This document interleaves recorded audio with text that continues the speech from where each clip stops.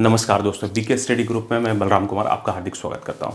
देखिए मित्रों, आज जो क्लास है हमारी एक इकोनॉमिक का ही एक बहुत सुंदर एक टॉपिक है। RBI, reserve Bank of India, जो बैंकिंग सेक्टर का जो सबसे बड़ा बॉस माना गया है, हेड माना गया है, ये आरबीआई। आप देखते हैं हर कंट्री में एक आरबीआई जैसी बैंक है, केंद्रीय बैंक, सेंट्रल बैंक है।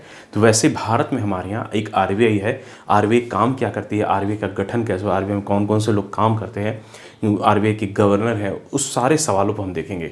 आरबीआई का हेडक्वार्टर कहाँ है, आरबीआई की संरचना कैसी है, आरबीआई का गठन है, आरबीआई का राष्ट्रीयकरण है ना, कौन से गवर्नर का पहले गवर्नर है, कौन से आपको जो आपको देसी गवर्नर यानी कि भारतीय गवर्नर है, कौन से गवर्नर कार्यकाल सबसे बड़ा है, कार्यकाल सबसे छोटा है ना। फिर आरबीआई का फाइनेंशियल ईयर क्या है, आरबीआई का लोगो क्या है, ठीक है, गवर्नरों का कार्यकाल कितने वर्षों का होता है, ये सब पे हम लोग यहाँ पे चर्चा करेंगे। ठीक है, तो सबसे पहले देखिए हम लोगों ने लिखा है ऊपर में आरबीआई, रिजर्व बैंक ऑफ। सबसे पहले देखिए इसका पूरा नाम, फुल फॉर्म समझ जाइए। कभी कभी एग्जामों, वनडे के एग्जामों में पूछी जाती है कि आरबीआई का पूरा नाम क्या है, तो reserve Bank of India. Reserve का मतलब आरक्षित है, बैंक ऑफ इंडिया है ना, ये काफ़ी सारी चीज़ों को ऑब्जर्व कर, रिजर्व करके रखती है। तो एक तो देखिए सबसे पहले इंट्रोडक्शन हम लोग देख ले। यहाँ पे हम लोग देखा रिजर्व बैंक ऑफ इंडिया। तो सबसे पहले परिचय ये में है क्या कि आरबीआई है क्या। तो ध्यान है कि आरबीआई एक केंद्रीय बैंक है, सेंट्रल बैंक है। सेंट्रल बैंक एक ही होती है पूरे देश में, है ना। अब भारत के परिप्रेक्ष्य में बात करें तो भारत में एक ही है जिसका हेडक्वार्टर, जो हमारे यहाँ इंडस्ट्रियल कैपिटल मुंबई जिसको बोला गया है, वही मुंबई में है। ठीक है, दूसरा का यह पॉइंट क्या कि भारत का सर्वोच्च का मतलब होता है सबसे बड़ा एक मौद्रिक प्राधिकरण। मौद्रिक का मतलब होता है मॉनेटरी, पैसे से रिलेटेड जो भी पॉलिसी बनानी है ना। पैसे कितने, पैसों यानी नोट की छपाई कितनी होगी, नोट की छपाई कितनी होगी, मुद्राओं पे मॉनेटरी कितनी कैसी होगी, क्या होगी, ये सब पे जो है जिम्मेदारी किसकी, जवाबदेही बनती आरबीआई की।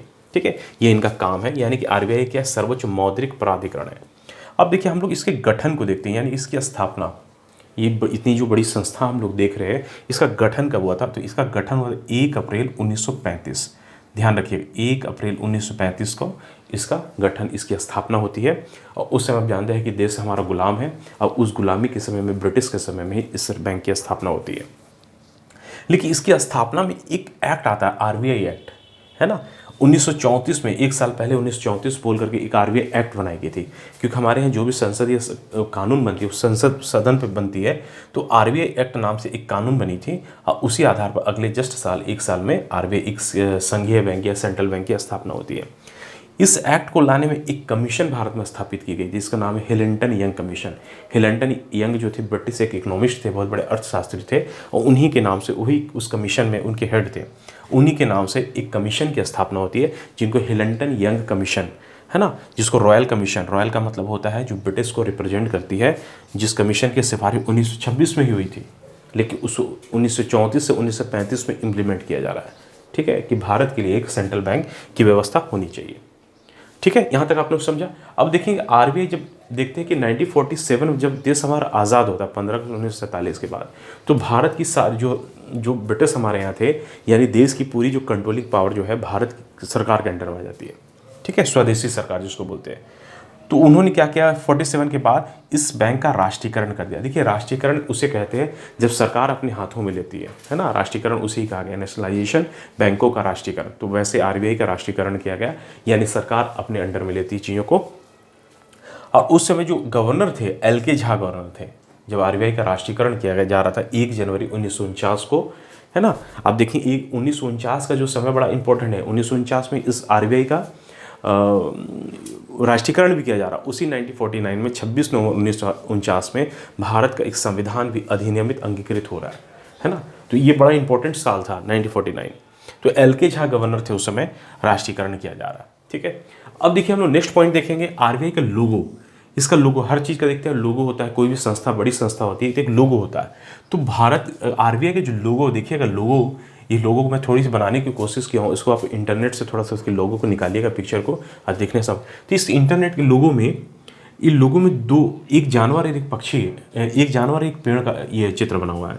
पेड़ में देखिए ताड़ वृक्ष है, जिसको पाम ट्री हम लोग बोलते हैं इंग्लिश, और नीचे है रॉयल बंगाल टाइगर, यानी टाइगर जो हमारे यहाँ जो नेशनल हमारा एनिमल है उसको रिप्रेजेंट करती है ना। और उसी के नीचे लिखा है Reserve Bank of India, royal Bengal tiger के साथ ही।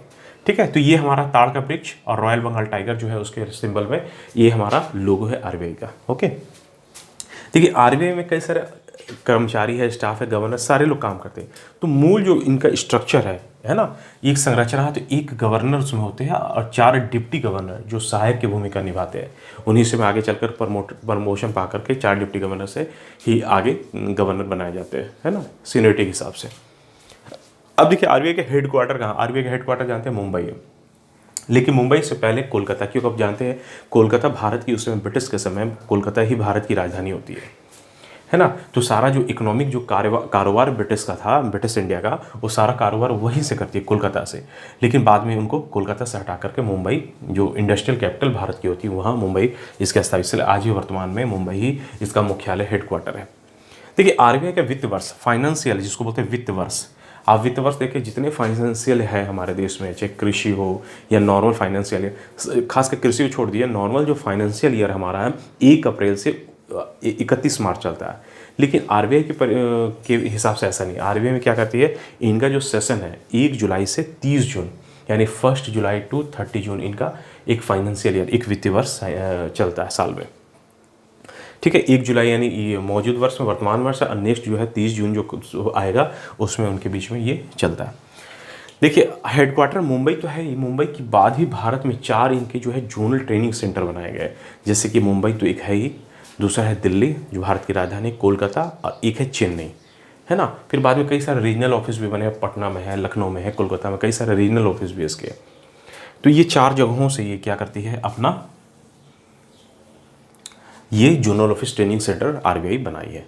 अब देखिए इतना समझने के बाद हम लोग देखते हैं कि आरबीआई की काम क्या करती है, उसका मेन काम क्या है, प्रमुख कार्य। कई सारे वो विकास के काम करती है, लोगों को अवेयर करती है पैसों से रिलेटेड, बैंकिंग से रिलेटेड, और कई सारे सरकार के साथ वो अपनी एक सहयोगी भूमिका भी निभाती है खासकर इकोनॉमिकल के लिए। क्योंकि आरबीआई में देखते हैं सब सारे इकोनॉमिस्ट होते हैं, बड़े बड़े अर्थशास्त्री हैं, गवर्नर, डिप्टी गवर्नर बनाए जाते हैं। तो सबसे पहले प्रमुख कार्य देखिए, सभी बैंकों का ये हेड है, यानी कि सभी बैंकों का ये बॉस है, और बैंकों का बैंक भी इसे कहा गया है। जितने भारत में जितने प्राइवेट और पब्लिक वाले जितने बैंक हैं, यानी निजी क्षेत्र, सार्वजनिक क्षेत्र वाले बैंक, ये सबका ये हेड है। दूसरा इनका काम क्या है, मॉनेटरी पॉलिसी की देखरेख भी करना और बनाने का कार्य। जो हमारे यहाँ के मौद्रिक जो नियम हैं पैसे से रिलेटेड, उनकी देखरेख भी आरबीआई करती है, और उनको बनाने की, यानी कभी भी एग्जाम में सवाल आए तो ध्यान रखिएगा, अगर पूछा जाए कि अब भारत में मॉनेटरी पॉलिसी कौन बनाता है या उसकी देखरेख कौन करता, तो आप एकदम आंख बंद के आरबीआई टिक लगाइएगा। ठीक है, पूछा जाए बैंकों का बैंक कौन सा है, यही है। तीसरा है ये करेंसी जारी कर, ध्यान रखिए करेंसी हमारे यहाँ 2 प्रकार के होते हैं, एक सिक्के होते हैं, एक नोट होते हैं। देखिए जितने प्रकार के नोट है, 1 रुपये, छोटे नोट को छोड़कर, खासकर 1 रुपये, इसको जो है हमारा जो फाइनेंस जो मिनिस्ट्री है, यानी वित्त मंत्रालय, वो चलाती है। लेकिन जितने बड़े नोट हैं 1 रुपये से ऊपर, ये सभी आरबीआई करती है ना। सिक्कों की जितनी ढलाई है या सभी आपको वित्त मंत्रालय से, आप देखेंगे 1 रुपये जो नोट आते थे पहले, अभी अगर आपको मार्केट में नहीं मिलेंगे, देखने प्रचलन में नहीं है, तो आप इंटरनेट से पुराने 1 रुपये का नोट निकालिए, देखिएगा उसमें वित्त सचिव का सिग्नेचर, आरबीआई के गवर्नर के सिग्नेचर नहीं होते। लेकिन जितने नोट होते हैं 1 रुपये से ऊपर, उसमें देखिएगा आरबीआई के गवर्नर के सिग्नेचर होते हैं। ठीक है, चौथी चीज़ है कि विदेशी विनिमय का भी प्रबंधन करती है। जितने हमारे यहाँ जो फॉरेन एक्सचेंज होता है, ये सभी का जो है प्रबंधन कौन है, मैनेजमेंट, यही संभालती आरबीआई। नेक्स्ट ये सरकार का भी बैंक है, सरकार को भी पैसे से रिलेटेड या कभी कोई सलाह की ज़रूरत पड़ती है बैंकिंग से रिलेटेड, ये सब का ये जो बॉस है आरबीआई है। नेक्स्ट है ये जो ओवरऑल इकोनॉमिक ग्रोथ है भारत का, इकोनॉमिक से रिलेटेड, इस सब को हैंडल आरबीआई करती है। और नेक्स्ट है साख नियंत्रण, कितना कर्ज, कितना देना, कितना लेना, सबका जो कंट्रोलिंग पावर इन पे ही है। ये भारत सरकार जो है इनको से सलाह भी देती है। तो इस तरह से प्रमुख कार्य जो मेन इंपॉर्टेंट कार्य आरबीआई की, कई बार सवाल में पूछे जाते हैं कि भारत में साख नियंत्रण का कार्य कौन सी संस्था करती है, यही आरबीआई। भारत में मौद्रिक देखरेख कौन करती है, यही आरबीआई। ये बैंकों का बैंक या हेड, बैंकों का बैंक या बैंकों का हेड, सरकारी बैंक, सभी बैंकों का हेड कौन है, आरबीआई। ठीक है, करेंसी नोट कौन जारी करती है, यही आरबीआई। ठीक है, अब देखिए एक चीज़ यहाँ पर ही हम लोगों ने थोड़ा छोड़ दिया, आरबीआई का आप देखिएगा जो नोट आते हैं, है ना, नोट जो रुपए होते हैं, खासकर मैं नोट की बात कर रहा हूँ जो आरबीआई करती है, तो आरबीआई उसमें 17 भाषाओं पे लिखी रहती है नोट की। मैं आपको 17 भाषाओं में फलाना नोट का नाम लिखा हो रहा था, देखिएगा लैंग्वेज। उसमें मूल तो क्षेत्रीय जो भाषा 15 होती है, 2 भाषा, एक हिंदी और एक इंग्लिश और होती है ना, ये 15 भाषाएँ। या अगर मूल भाषाओं में पूछा जाए तो 15 तो क्षेत्रीय भाषा है और 2 जो हिंदी इंग्लिश जो है कॉमन, यानी कुल मिलाकर 17 भाषाएं होंगी। अब देखिए हमारा नेक्स्ट जो पॉइंट है हमारा है गवर्नर पे। आपको पहले बताया कि एक गवर्नर जो होते 4 डिप्टी गवर्नर होते। तो गवर्नर की नियुक्ति कैसे, गवर्नर का वेतन क्या, गवर्नर का कार्यकाल क्या, उसमें हम लोग देखेंगे। पहले गवर्नर कौन थे, सबसे बड़ा गवर्नर का कार्यकाल किसका रहा, तो ये हम लोग देखेंगे। तो सबसे पहले देखिए गवर्नर, जो गवर्नर जो है आरबीआई के जो हेड होते हैं, है ना, जो बैंक का जो हेड बॉस बनाया जाता है, एक जो गवर्नर होते हैं। तो गवर्नर की नियुक्ति जो करते हैं वो प्रधानमंत्री करते हैं, है ना। जो भी गवर्नर की जो नियुक्ति होगी देश में आरबीआई के गवर्नर की, उसकी जो है वित्त मंत्री की सलाह पर, फाइनेंस मिनिस्ट्री की सलाह पर आरबीआई, यानी कि अगर वर्तमान में देखें मुख्यमंत्री हमारे प्रधानमंत्री हमारे नरेंद्र मोदी है, तो किसी मान लें कि आरबीआई के शक्तिकांत दास को उनको रखना पड़ा था, तो निर्मला सीतारमण मान लीजिए अभी वर्तमान में ये फाइनेंस मिनिस्टर, उनकी सलाह से किनको बनाया जाए, है ना। सारा उनका बैकग्राउंड देखा जाता है, इकोनॉमिकल पूरा बैकग्राउंड देखा जाता है। इकोनॉमिक मतलब उनकी जानकारी, इकोनॉमिक नॉलेज क्या है, आप देश को चला सकते हैं कि नहीं। तो उनकी जो नियुक्ति है ये प्रधानमंत्री कहते हैं। इनका जो कार्यकाल होता है, गवर्नर का कार्यकाल 3 वर्षों का होता है, यानी कि मैक्सिमम 3 साल। और फिर विशेष परिस्थिति में सरकार चाहे तो फिर उसको बढ़ा सकती है या घटा भी सकती है।